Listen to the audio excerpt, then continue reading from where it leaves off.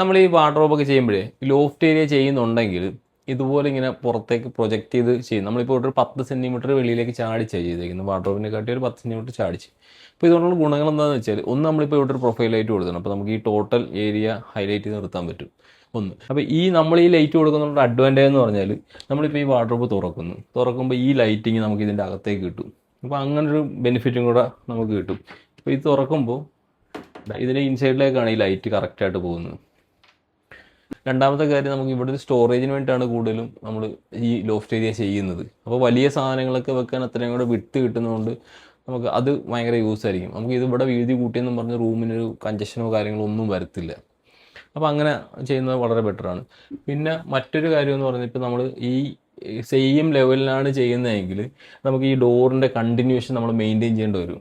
നമുക്കിപ്പോൾ ഇവിടെ ചെയ്തേക്കുന്ന, ഇവിടെ 2 വലിയ ഡോറ് കൊടുത്തു, ഇവിടെ സെൻറ്ററിലൊരു ഓപ്പൺ ഷെൽഫ് കൊടുത്തു. അപ്പോൾ നമ്മൾ ഇവിടെ എന്തായാലും ഇതിൻ്റെ സെയിം ലെവലാണ് പോകുന്നതെങ്കിൽ നമുക്ക് ഈ ലെവലിൽ കൊണ്ടുപോകാൻ പറ്റത്തില്ല. പക്ഷേ ഇതിൽ ആ ഒരു പ്രശ്നം വരത്തില്ല, കാരണം ഇത് രണ്ടും 2 ലെവലായിട്ട് നിൽക്കുന്നതുകൊണ്ട് തന്നെ നമുക്ക് കുറച്ചുകൂടെ ഫിനിഷ്ഡ് ആയിട്ട് ചെയ്യാൻ പറ്റും. പക്ഷേ ഇതിൻ്റെ ലെവലും ഇതും 2 സെപ്പറേറ്റ് ആയിട്ട് കൊടുക്കുന്നതിന് വേറെ പ്രശ്നങ്ങളൊന്നുമില്ല, നീറ്റായിരിക്കും. അപ്പോൾ അങ്ങനെ കുറേ ബെനിഫിറ്റുകളുണ്ട്. അപ്പോൾ ഇങ്ങനെ ചെയ്യുന്നത് നല്ലതായിരിക്കും. അപ്പോൾ ഇതുപോലുള്ള യൂസ്ഫുൾ ടിപ്സിനായി നമ്മുടെ പേജ് ഫോളോ ചെയ്യാൻ മറക്കണ്ട. Thank you.